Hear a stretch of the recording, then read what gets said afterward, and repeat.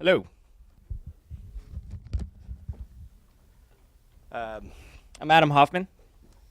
Um, Thank you all for being here. I'd like to thank Event Santa Cruz and Matt for inviting us. It's quite a pleasure to be able to share our story with y'all. So I'm the owner of Hoffman's downtown. How many of you have been there? Oh wow, wow, that's amazing.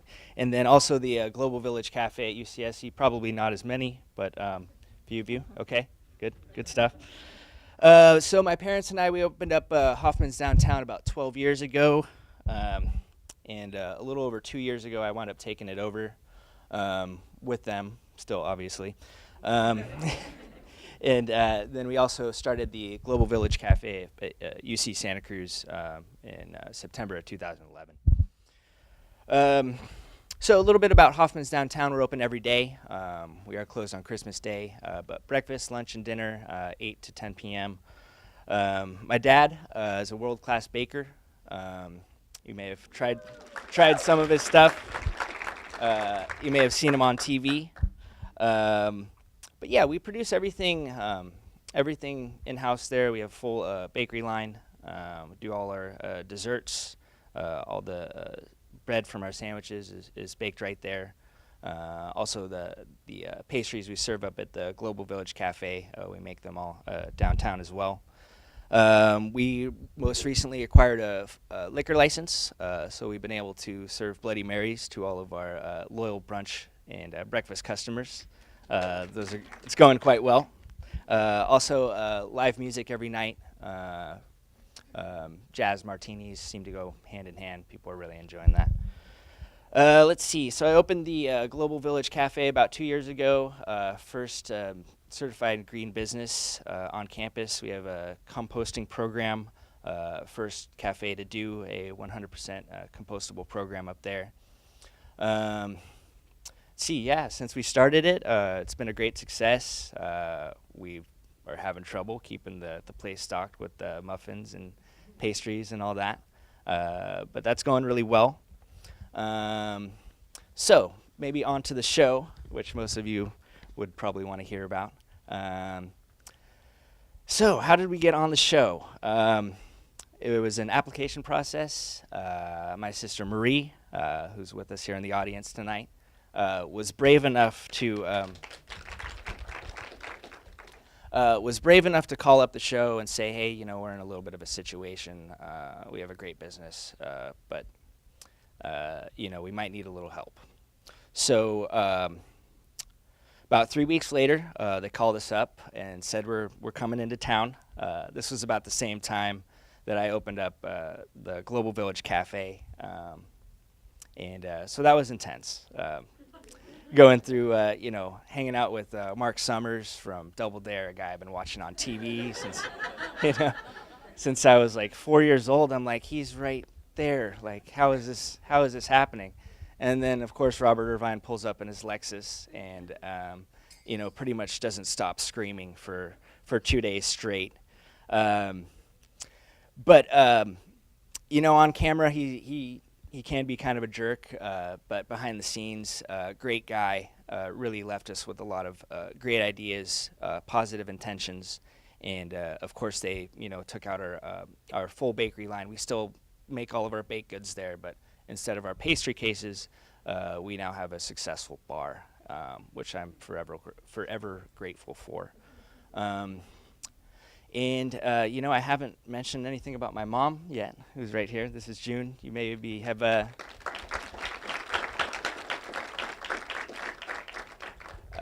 seen her around town, but she's the backbone of our business. She's the reason that we're all still doing what we do. So I'm going to let her take the reins from here.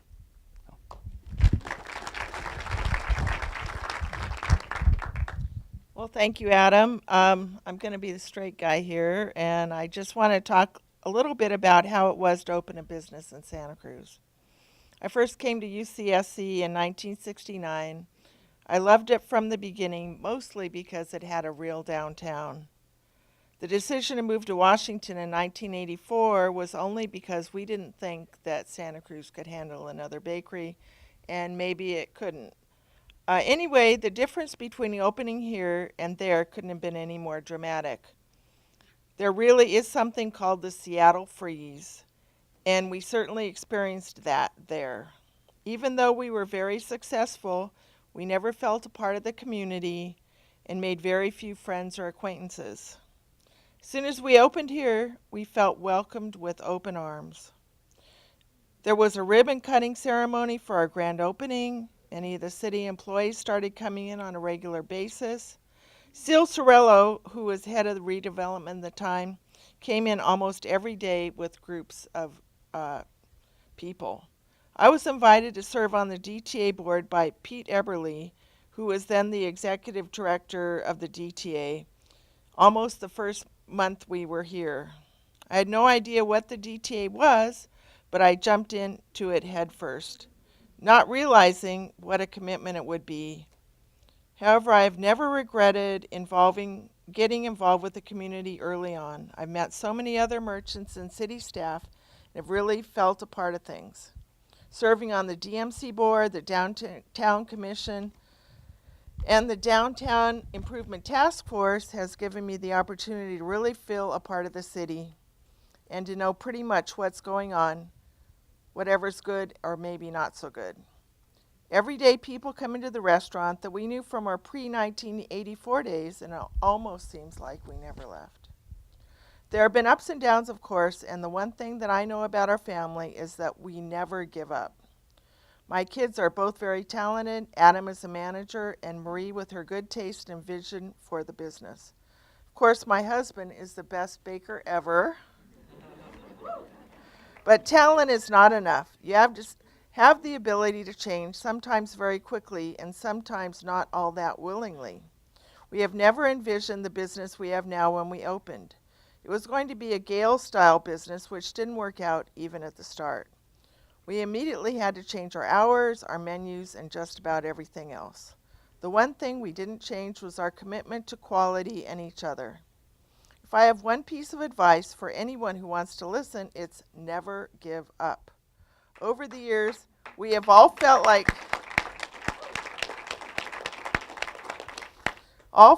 throwing in the towel, but we're so glad we didn't. It's a hackneyed phrase that is oh so true. And here's my husband, Ed. Hi, I'm the dad. And while we're on the subject of dads, my father, Marshall, is sitting right there taking a picture of me. Dad, why don't you stand up and take a bow? Okay, that's tip your hat. So anyway, we got the whole family here. This is great. This is a great moment for me as well, but I have to admit I left my speech at home, and then I totally forgot what I was going to say. So I thought I'd launch into one of my favorite subjects, and that's potato salad. How many of you like potato salad? It's like a given, right? How many of you like German potato salad with a little mustard, bacon vinaigrette? There you go. I feel right at home here. In the summer of 1976, we were walking downtown, and we turned the corner onto Walnut Avenue, just like we often did when we came downtown, and there was a new business there.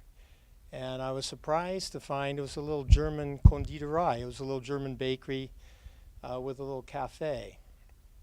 And I sat down, and I was delighted to order a plate of something you don't get too often. German potato salad, 2 old-fashioned hot dogs, and a little birch and a little German-style bun. And I was just delighted with the place. And I subsequently went to work there. And my infatuation with potato salad has always remained to the point where it almost lost me my job there a few years later. The original owner, Lawrence, was getting at retirement age, and he sold it to some younger guys who changed the potato salad, and I started arguing with them. And Ron Schmidt said one day, okay, let me get this straight. The whole fate of the business lies in the potato salad, right?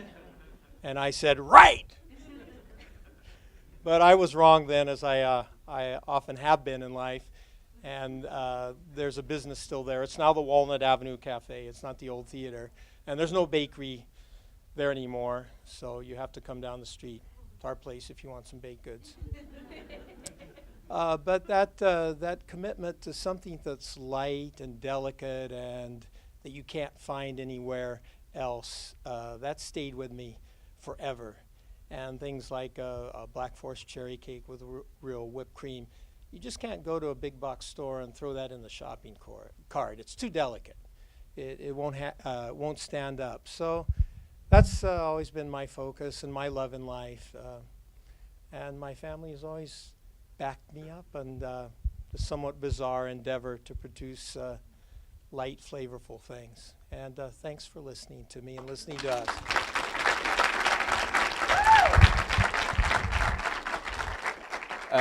By the way, for everyone who missed dinner, we do have dessert for you, which is a great substitute in our mind. So, thanks again. Yeah.